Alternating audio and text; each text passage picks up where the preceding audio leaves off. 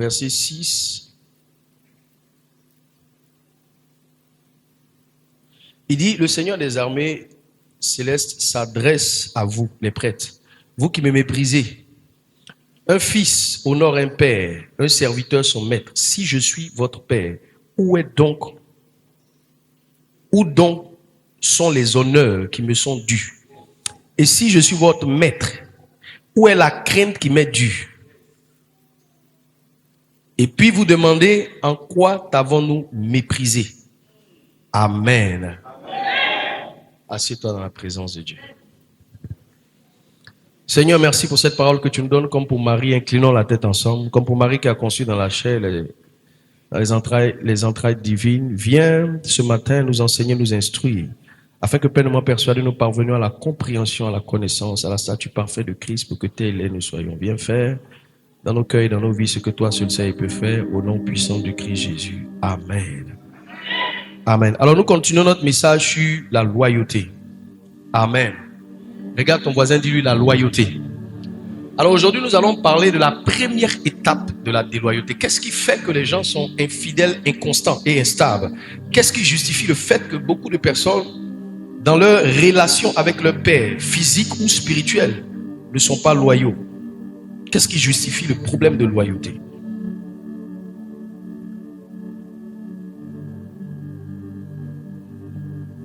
Amen.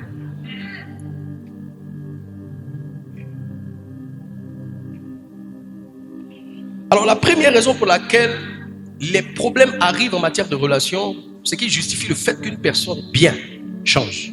Parce que oui, quelqu'un peut changer.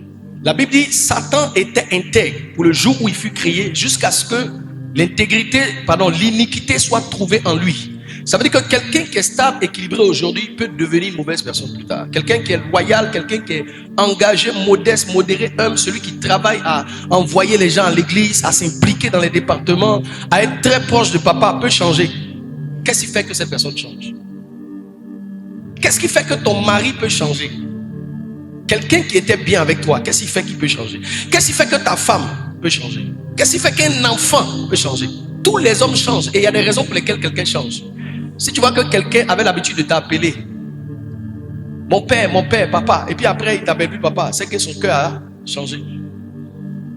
Si tu vois quelqu'un avec qui tu avais une bonne relation, au bout d'un moment la personne a changé son comportement vis-à-vis de toi. Tu demandes à la personne dit non, il n'y a rien. Il n'y a rien qui est rien. Il y a quelque chose qui a... Est-ce qu'on peut dire ensemble, il y a quelque chose qui a changé? Regarde le voisin à côté de moi, lui, qu'est-ce qui a changé en toi? Yes. Qu'est-ce qui a changé réellement? Parce que si tu vois quelqu'un stable, équilibré, et puis au bout d'un moment la personne change, c'est qu'il y a quelque chose qui s'est passé. Personne ne change de comportement sans que quelque chose ne change dans son cœur. C'est ce qui a changé dans son cœur qui fait que son comportement a changé. Donne-moi un bon amen. Je disais à une de mes filles à Paris, tu as beaucoup changé. Elle me dit, comment il a changé? On parle toujours, on s'appelle toujours. Tu sais, quand quelqu'un change, lui, il ne sait pas qu'il a changé. C'est celui qui le regarde qui sait qu'il a changé. Quand un parent regarde son enfant et puis l'enfant a changé, puis il dit à l'enfant, toi là tu as changé, il dit mais il a fait quoi? C'est pas tu as fait quoi, c'est que ce que tu faisais avant, comment tu te comportais avant, l'attitude que tu avais, les réactions que tu avais ont changé. Tu as l'impression que tu n'as pas changé, mais quand nous on regarde, on sait que tu as changé. Regarde un voisin, demande-lui, qu'est-ce qui t'a fait changer? Oui, parce que le changement est à plusieurs niveaux. Vous allez voir des fois le changement même qui arrive dans le domaine spirituel. Quelqu'un qui priait beaucoup, quand tu viens devant sa chambre, 4 heures, oh Seigneur, quelqu'un que tu le vois en train de lire sa Bible, des années après, quand tu t'approches, il ne prie plus, il est sur TikTok. Il fait autre chose. Il a changé. Regarde ton voisin, dis-lui, tu as changé. Moi, j'avais plein de mes filles changer. Du jour au lendemain. Plein de gens changent. Ça fait qu'aujourd'hui, ce n'est plus la question de la confiance, c'est la question de l'intégrité. Qui agit comment, c'est ce qui m'intéresse. Sinon, en fait, je t'aime ou bien je suis là, c'est faux. Oui. Ce qui compte, c'est pas tu es là. Ce qui compte, c'est comment tu agis. Dis avec moi la loyauté. Qu'est-ce qui fait que les gens changent? Première chose qui fait qu'une personne qui était bien change, c'est l'offense. Dis avec moi l'offense. Regarde un voisin, dis-lui, qu'est-ce qui t'a offensé? Yes. Regarde un voisin, demande-lui, qu'est-ce qui t'a offensé? Yes. Si tu vois quelqu'un qui a changé, il a changé parce que son cœur a été offensé. Le terme offensé traduit 3 choses. La première chose qui traduit l'offense, c'est le fait d'être vexé. Vexé. Être vexé. Vexé. Deuxième terme qui traduit le fait d'être offensé. Le sentiment d'être humilié ou de ne pas être considéré. Quand quelqu'un est vexé, on dit il est offensé. Quand quelqu'un a l'impression qu'il n'a pas été considéré ou il a été humilié, on dit la personne est offensée. Troisième terme qui peut traduire l'offense, blessé dans son ego, fouetté dans son orgueil.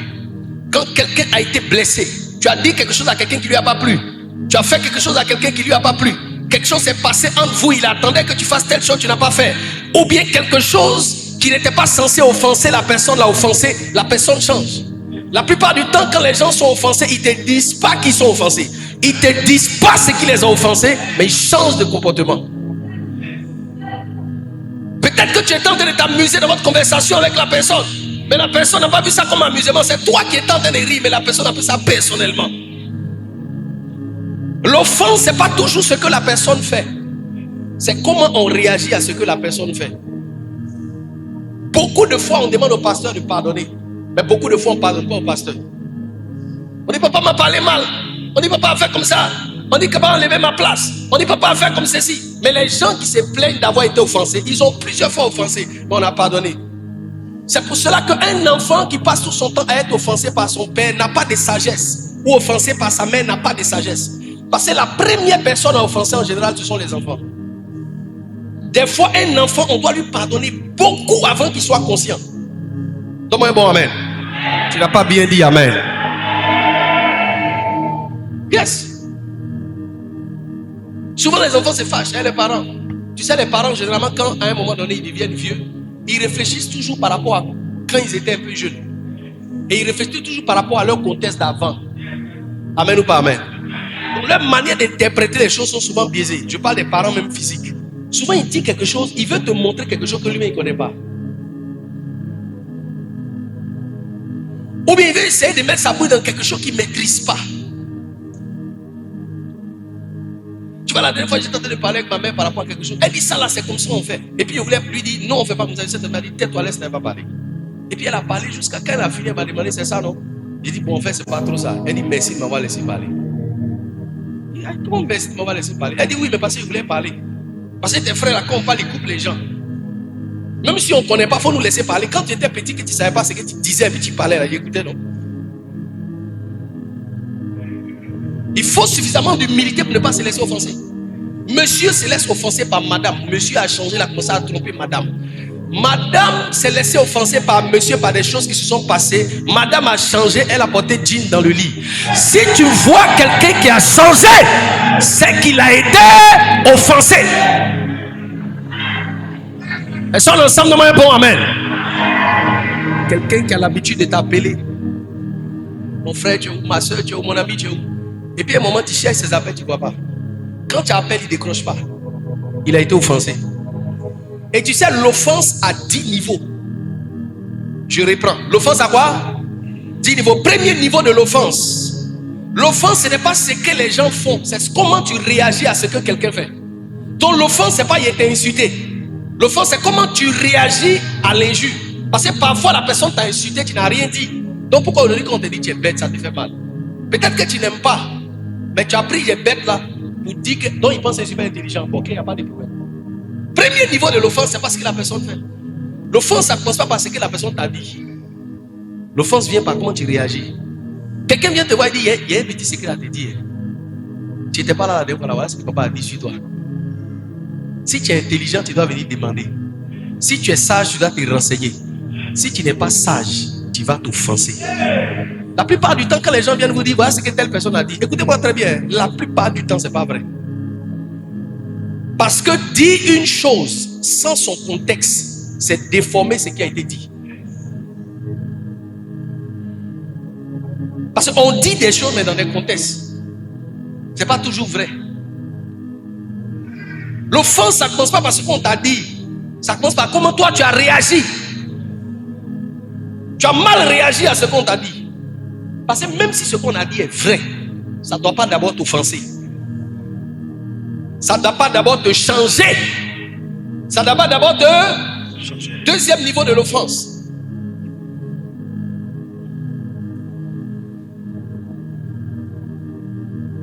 L'offense, le deuxième niveau de l'offense, c'est comment tu te vois.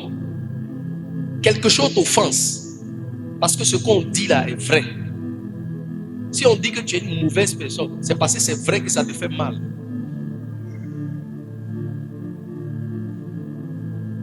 Sinon, quand tu n'as rien à te reprocher là, quand on dit quelque chose, tu dis oh c'est fou. Est-ce que toi tu es une femme et puis les gens sont en train de te critiquer, on dit non, tu es femme mais il y a 16 de garçons bas de toi. Si tu sais que c'est pas vrai, pourquoi ça te fait mal? On dit tu es rebelle, si tu n'es pas rebelle, pourquoi ça te fait mal? On dit tu es méchant, si tu n'es pas méchant, pourquoi ça te fait mal? Normalement on réagit mal à ce qui est vrai et on réagit bien à ce qui est faux. Ça c'est l'homme spirituel. C'est l'homme spirituel. Un homme spirituel, quand on le reproche ou on lui fait un reproche ou on le critique, le reproche ou le critique ne change pas sa nature, ça ne l'offense pas. Ça c'est l'homme spirituel. Si ce qu'on t'a dit c'est un défaut à changer, tu changes. Si ce n'est pas un défaut à changer, tu ne prends pas ça mal. Yes. Elles sont en communique ensemble. Yes. Et malheureusement, quand les gens réagissent tellement mal à ce qu'ils entendent ou ce qui est dit, ils ont l'impression qu'ils ont raison d'agir de la sorte. Personne n'a jamais raison d'être offensé. Tu sais, si quelqu'un n'a pas une intention naturelle de te tuer ou de te détruire, tu seras forcément offensé par une attitude de quelqu'un. Et c'est ce qui introduit le troisième niveau de l'offense. L'offense est constante et fréquente dans une relation. Il n'y a pas de relation sans offense. Il n'y en a pas. Le jour que toi, en tant que fils, tu te fâches, là, tu ne sais pas combien de fois moi, j'ai gardé mon cœur de me fâcher. Le jour qu'un enfant se fâche contre son père spirituel, il n'est pas sage. Un fils et une fille spirituelle ne se fâchent pas contre son père. Parce qu'avant que toi, tu te fâches, moi, il t'ai pardonné plusieurs fois. Yes. Il faut prendre tes enfants, il faut calculer. Entre toi et puis tes enfants, qui a fait plus de mal à qui? Yes. Yes. C'est pas sale de se fâcher contre une personne pour des raisons d'un problème. Parce que tu auras toujours des problèmes. Il y en aura. Si tu changes parce qu'il y a un problème, c'est qu'il y a quelque chose qui n'est pas bon en toi. Il y a quelque chose qui est mauvais en toi. Yes. Tout le monde peut se fâcher. Tout le monde peut avoir des problèmes. Mais fâché là, tu envoies ça à quel niveau? Tu envoies ça à quelle dimension? Tu vois, il y a des choses qui se passent, ça te fâche, ça te blesse. Mais jusqu'où tu emmènes ça? Il y a des gens quand ils sont fâchés, ils répondent à ça par des injures. Il y a des gens quand ils sont fâchés, ils répondent à ça par des critiques. Il y a des gens quand ils sont fâchés, ils répondent à ça par la distance. Il y a des gens quand ils sont fâchés, ils répondent à ça par des attaques. Il y a des gens quand ils sont fâchés, ils répondent à ça par une manière de se comporter très étrange. Et puis il y a des gens quand ils sont fâchés, ils viennent te parler. Ça c'est l'homme qui est sage. Si le fait que tu sois fâché est tellement important pour toi que tu défends, c'est la preuve que tu es encore un enfant en esprit. Yes. Tu es un bébé en esprit. Un homme qui est mature, il ne garde pas, il parle. Ce que tu as fait, ça ne m'a pas plu. J'aime pas. Il faut changer. À moins que tu as l'intention de détruire la relation. Ou bien toi-même, avant ça, tu cherchais à fuir. Si tu cherchais à partir ou bien à fuir, là, tu dis qu'à partir de là, c'est fini. Yes. Elles sont ensemble, donne-moi un bon amen.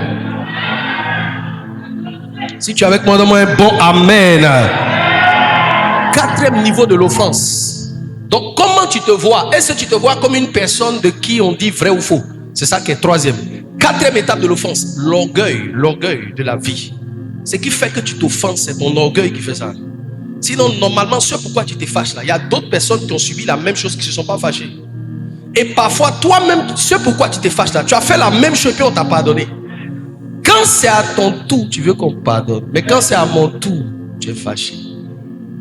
La plupart des gens qui se fâchent en raison d'offense, si tu les fais à soi, tu veux trier, tu vas voir qu'ils n'ont jamais raison. Vous savez, je me suis rendu compte que le principe de l'offense est le principe du plus faible. Celui qui se fâche le plus vite, c'est lui qui est le plus faible. Et en général, la personne qui se fâche vite, offense vite. Les gens qui qui se fâchent vite là, eux ils attaquent beaucoup. Toi tu ne peux pas supporter, c'est toi qui attaques. Amen ou pas amen? Oui. Tu viens en retard, on te demande pourquoi tu viens en retard, tu es offensé. Tu ne fais pas quelque chose, on dit pourquoi tu n'as pas fait, tu es fâché. Tu ne fais pas quelque chose, on donne la responsabilité à quelqu'un d'autre, tu es fâché. Pourquoi on a donné à l'autre? Mais est-ce que tu as fait ce qu'on t'a demandé? Non. Tu n'as pas raison, mais tu te fâches. Et puis on doit te demander pardon. Spécialiste à renverser les histoires. C'est la personne qui a tort, mais la personne va expliquer ça d'une manière. Et puis finalement, toi tu as raison, tu as tort. Et puis toi tu dois demander pardon à quelqu'un qui a tort. C'est l'orgueil qui fait ça. Sinon quand tu es humble, que ce soit parce que tu as raison, tu as tort, tu es sensible à arranger les choses. Si tu ne peux pas arranger, c'est ton cœur a changé. Ton cœur a changé. Regarde ton voisin, dis-lui, tu as besoin d'humilité. Et je vous dis encore, si vous constatez dans vos rapports avec les gens que les gens changent, c'est moi qui vous dis ça. Il y a quelque chose en bas, il y a une blessure en bas. Il y a une offense qui est en bas. Yes, quelqu'un, tout le monde rit plus. Tout le monde est parti, il est derrière, il traîne, il ne sait pas. Nous tous, on vient s'asseoir quelque part, il est assis à distance. Il a changé, il n'est pas normal. Sinon, normalement, c'est toi qui ambiances tout le monde. Pourquoi tu as changé? Regarde ton voisin, demande-lui, pourquoi tu as changé? Et tu dois reconnaître que tu as changé. Tu dois le savoir. Tu dois savoir que tu as tellement changé que tout le monde sait que tu as changé. Yes. Il n'y a personne qui doit s'adapter à ton changement. C'est toi qui dois redevenir ce que tu étais. Donne-moi un amen bien. Yes. Vous êtes offensés. Il y a plein de gens ici qui vous êtes offensés. Et parce que vous êtes offensés, vous êtes en train de laisser la place à Satan. Yes, la place à Satan, la place. Vous êtes en train de lui donner le pouvoir de contrôler votre cœur. Yes. Tu n'as pas idée des erreurs que le diable va te faire commettre. Tu n'as pas idée des erreurs que le diable va te faire commettre avec une offense. Tu n'as pas idée. Yes. Tu n'as pas idée. Tu n'as pas idée. Tu vois, le fait d'avoir un certain comportement où tu es offensé, et puis tu t'en vas offenser la personne qui est établie sur toi, tu ne sais pas ce qui va te poursuivre. You don't know. You just don't know. Ce qui va se passer spirituellement sur toi. Yes. Dieu, il est très juste. Tu sais, pour pouvoir mettre un enfant au monde et s'occuper de lui, ça demande beaucoup de sacrifices. Pour pouvoir être un père spirituel et payer certains prix, pour être à la hauteur de conduire des gens dans leur destinée, ça demande beaucoup de choses. Donc quand tu traites mal les gens que Dieu, à qui tu as fait payer de grands prix pour toi, Dieu ne te rate pas. Yes. Il va te traiter de la même manière. On ne méprise pas un père. C'est ce que Dieu dit dans la Bible. Il dit, si je suis votre père, où est mon honneur? Si tu considères que je suis ton père, il y a une manière dont tu dois me traiter. Fais attention au 5e niveau de l'offense. 5e niveau de l'offense.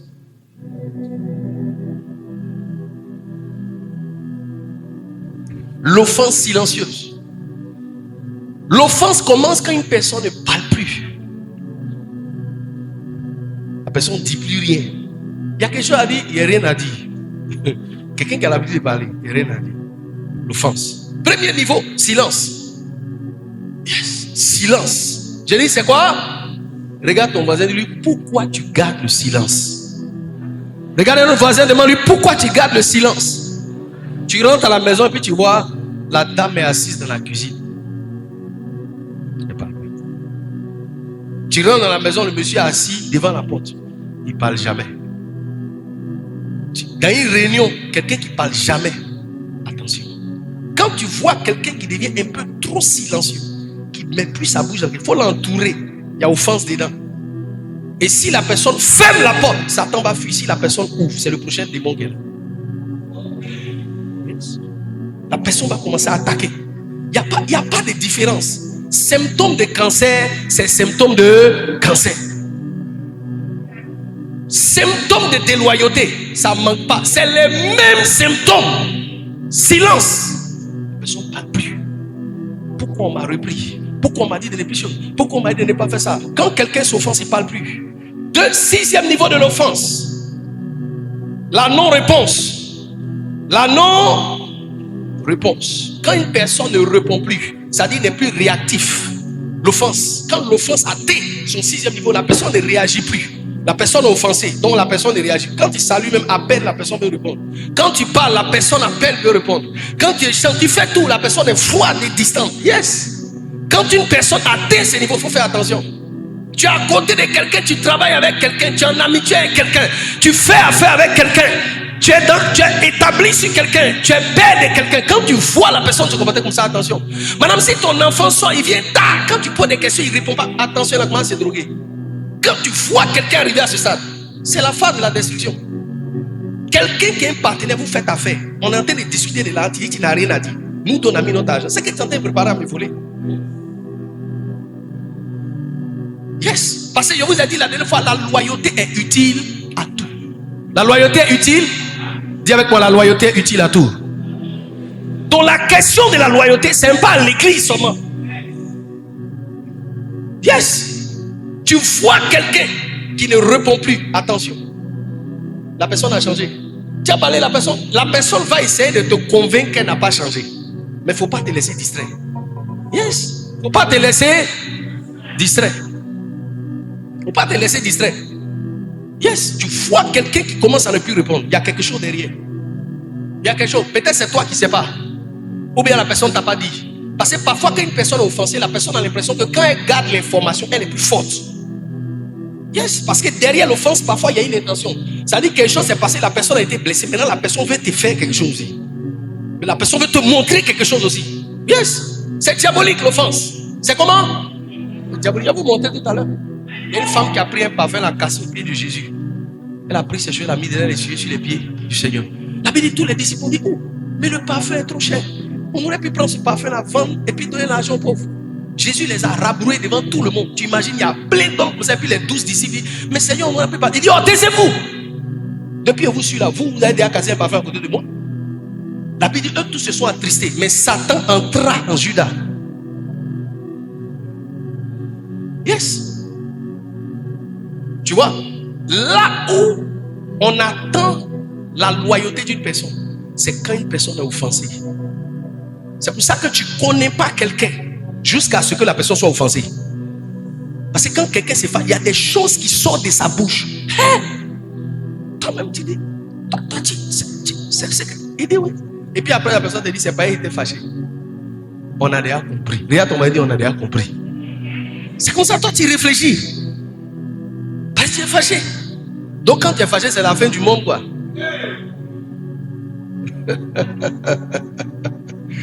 L'offense. On est au quatrième niveau? On a fait le quatrième niveau maintenant. 6e niveau. 7e niveau de l'offense. Quand quelqu'un est offensé, le 7e niveau. L'oubli. L'oubli, c'est le 7e niveau de l'offense. L'oubli. Tous les bons moments que tu as passés à la personne, oubliez. Tout ce que tu as déjà donné à la personne, oubliez. Tout le bien que tu as fait à la personne, oubliez. Tous les sacrifices que tu as fait pour la personne, oubliez. Yes. Une femme va sacrifier son travail, sacrifier sa vie. Ses parents ne veulent pas du monsieur, elle va mettre sa force dedans, sacrifier tout. Le jour que le monsieur a offensé, il oublie tous les sacrifices que la femme a fait. Yes. C'est la même chose pour l'homme. Un monsieur va s'occuper d'une femme. Il va payer son école. Il va faire des choses. Le jour où elle est offensée, elle va derrière quelqu'un d'autre. Yes. Donne-moi un amen bien. Attends, est-ce que vous connaissez quelqu'un qui est offensé? Vous savez ce que quelqu'un qui est offensé peut faire? Tu sais, si tu vois que, des fois, quand tu vois quelqu'un agir d'une certaine manière, c'est la preuve que la personne a oublié. Parce que si tu te souviens de ce que la personne a fait pour toi, tu ne peux pas faire ça. Tu ne peux pas faire ça.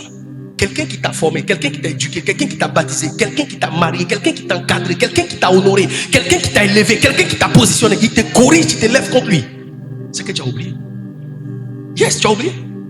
On te conseille, tu n'écoutes pas. On te parle, tu ne veux pas. Tu résistes. Tu passes derrière, tu dissuades les gens. Tu essaies de mentir. Tu as oublié. Tu as oublié. Quelqu'un même te met devant, tu prêches loyauté. Et puis demain, c'est toi qui organises des loyautés. Tu as oublié. Tu as fait quoi? Tu as oublié. Regarde ton voisin, il ne faut pas oublier. Regarde un voisin pour te dire, il ne faut pas oublier. Il ne faut pas oublier. Il faut te souvenir. Il faut faire quoi? Te souvenir. La méchanceté naît quand l'ingratitude rencontre l'offense. Quand quelqu'un qui a été offensé commence à oublier, la méchanceté n'est pas loin. Yes.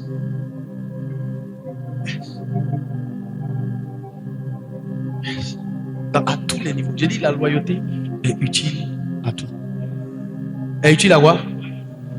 À tout. Yes. L'oubli. Tu as oublié quand on t'a aimé. Tu as oublié quand on t'a aidé. Tu as oublié quand on t'a imposé les mains. Tu as oublié quand on t'a donné le micro pour la première fois. Tu as oublié quand on écrivait un message pour te donner. Tu as oublié les opportunités qu'on t'a données. Tu as oublié la personne qui t'a honoré. Tu as oublié la personne qui t'a encadré. Tu as oublié tout ce qu'on a investi en toi. Maintenant, tu n'as plus besoin des efforts qu'on doit investir. Tu ne peux plus obéir. Yes. Yes. Tu as oublié. Tu as été offensé au point que ton offense t'a fait oublier qui tu es et qui est en face de toi. Ta maman peut te faire des choses, mais il ne faut pas oublier. Il ne faut pas oublier. Il ne faut pas oublier. Ton papa, il ne faut pas oublier. Ton père spirituel, il ne faut pas oublier. Il ne faut pas oublier. Regarde ton voisin, lui, il ne faut pas oublier. Il ne faut pas oublier. Il ne faut pas oublier. Tu as oublié. Tu as oublié. Tu as oublié. Tu as oublié. Quand tu ne savais pas parler, puis on t'apprenait à parler, tu as oublié. Yes, tu as oublié. Tu as oublié quand on t'encourageait, on te poussait, tu as oublié. Maintenant tu es devant, tu as oublié. Yes, tu as oublié. Le diable est stratégiquement dans la pensée des gens et il ferme leur intelligence pour les faire oublier. Yes.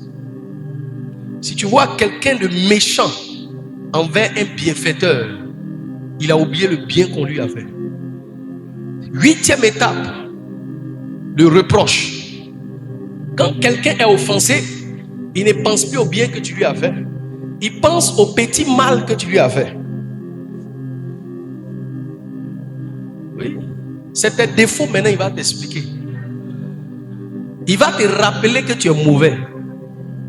Pourtant tu as fait 100 bien et puis tu as fait 2 mal. Mais c'est les deux là. C'est ça qui compte. La mémoire sélective. On oublie ce qui est bien, on se rappelle de ce qui est mal. Le reproche. Yes, quand quelqu'un est offensé, tu demandes à la personne: oh non, mais pourquoi? Mais non, et puis quoi encore? Non. Tu as oublié. Toi, on t'a élevé, puis on te parle mal, tu es fâché. Toi, tu peux remplacer parler mal là. Par élevé, on a fait pour toi. Ta couche, on changeait, comment on t'a encadré. Tu peux remplacer ça par le fait qu'on t'a parlé mal. On te corrige, tu te fâches. Et tu cherches des alliés, des gens pour te consoler. Des ignorants et des ignares qui vont venir s'associer à toi pour te dire que tu as raison. Tu n'as rien compris dans la vie. Tu n'as rien compris. Tu cherches des gens qui vont te donner raison quand tu as tort. Au lieu de chercher des gens qui vont te dire c'est pas bon, il faut changer. Malheureusement, quand les gens sont de ton côté, au lieu d'essayer de te conscientiser, ils vont te pousser dans la même direction. Ils te poussent là où c'est mauvais. Regarde ton voisin, de lui, sois sage. C'est un manque de sagesse. C'est un manque de sagesse. On te faisait chanter, maintenant on ne te fait plus chanter, tu es fâché. Et toutes les fois on t'a fait chanter. Tu as oublié. Tu passais ici, on te donnait bissap, mais on te donne plus bissap, tu es fâché. Et tous les bissap, tu as bu.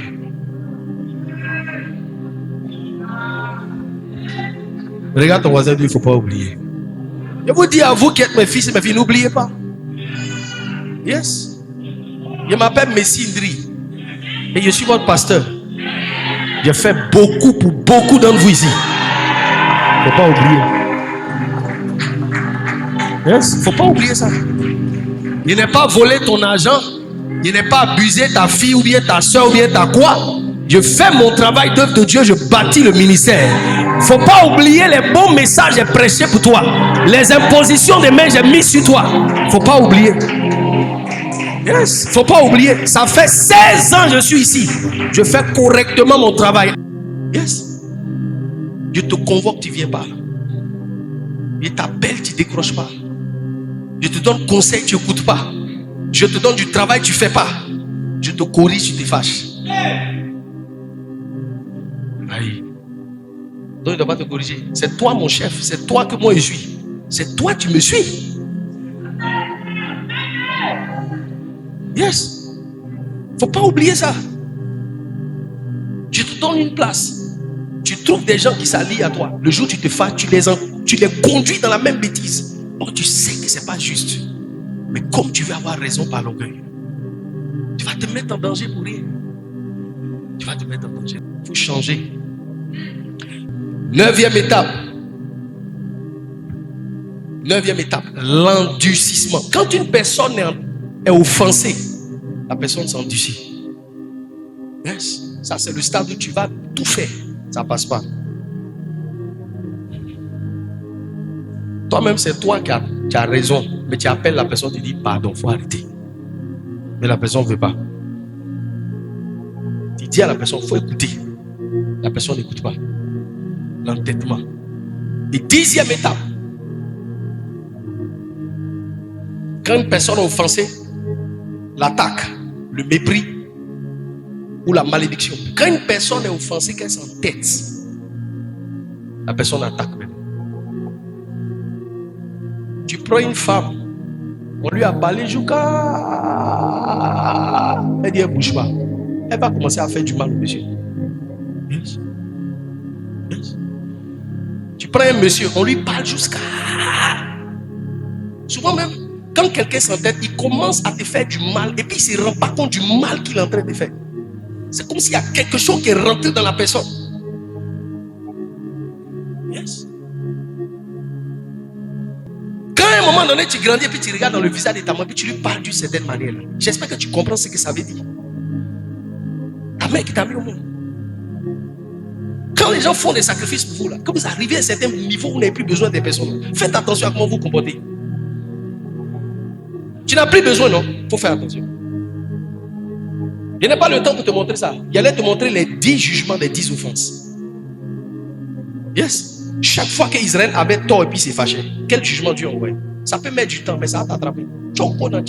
Et je vous ai dit, quand Dieu te juge et puis il t'a fait grâce, c'est que Dieu t'a jugé rapidement. Mais si Dieu ne t'a pas fait grâce, il va attendre 10 ans, il va attendre 15 ans, il va attendre 20 ans, et puis il va te rattraper.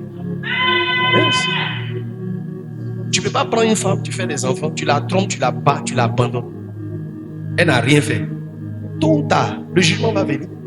Il faut être conscient de ça. Il y a des gens en Côte d'Ivoire ici, à Abidjan ici, ce n'est pas affaire de papa, maman. Ils ont fait des choses aux gens. Et puis ils ont pensé que ça allait rester comme ça. C'est le ciel à un moment donné qui est descendu sur leur tête pour les tuer. Tu ne sais pas de quoi tu parles. Tu ne sais pas. Regarde, au bureau international, je n'ai pas pu vraiment m'entretenir au bureau international. Donc je suis allé particulièrement sur le missionnaire. Il m'expliquait dans son organisation.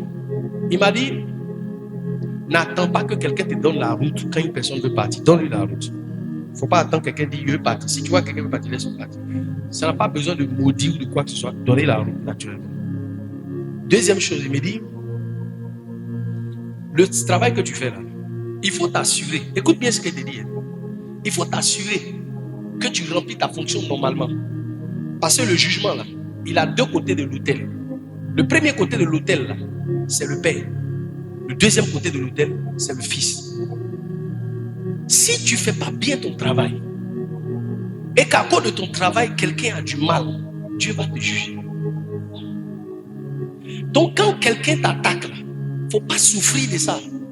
Reste à droite de l'autel. Parce que lui qui est à gauche là-bas, il va payer son prix. Yes. Il va payer son prix. Il m'a expliqué, il a eu une situation. En ce moment, il n'avait pas encore rencontré le Seigneur. Mais il a rencontré le Seigneur plusieurs fois. Son église locale, là, il y a 60 000 personnes, des blancs. C'est pas... Ça n'a jamais existé au monde. Yes, nobody they do it. Il m'a dit, en face comme ça, il m'a dit, au début, je ne comprenais pas le ministère. Il y a des choses que je ne devais pas faire, que j'ai fait. J'ai réglé mes comptes ces 30 dernières années avec Dieu. Tu vas régler tes comptes. Yes. Donc, quand il y a des situations, il faut t'arranger d'avoir la bonne posture. Arrange-toi.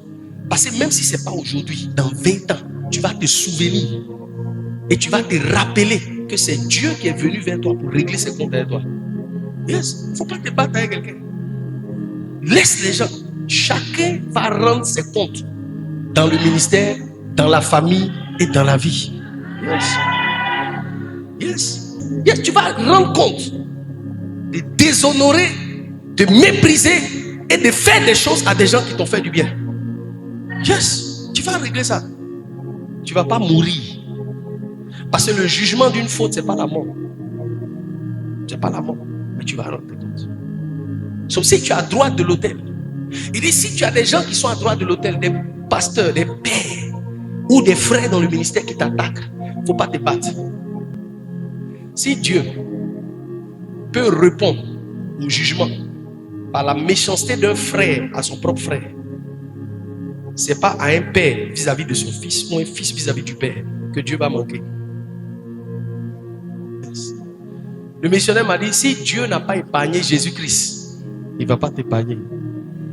Si ça ne t'arrange pas de déposer le ministère, ce n'est pas pour les enfants. Yes. Si tu dois prendre des décisions, tu ne réfléchis pas, tu prends les décisions. Parce que c'est ce que dit la Bible. Yes. Tu ne donnes pas accès au diable. Tu ne donnes pas avantage à quelqu'un qui est en train de détruire le travail que tu es en train de bâtir à tes genoux. Si tu ne peux pas, laisse le ministère pas parce que Dieu va te juger. Yes. Il ne faut pas jouer. Si tu es un chrétien, tu es un enfant de Dieu, il ne faut pas blaguer avec ce que tu fais aux gens et à quiconque. Ici, je ne suis pas en train de parler seulement du pasteur. Je ne suis pas en train de parler forcément du chrétien vis-à-vis du pasteur ou du fils spirituel, au père spirituel. Je parle de tout le monde. Il faut faire attention à ce que tu fais aux gens qui t'ont fait du bien. Yes. Yes. Yes. Yes. Que Dieu te bénisse. On acclame le Seigneur. Yes. Fais attention à ce qui te blesse et t'offense.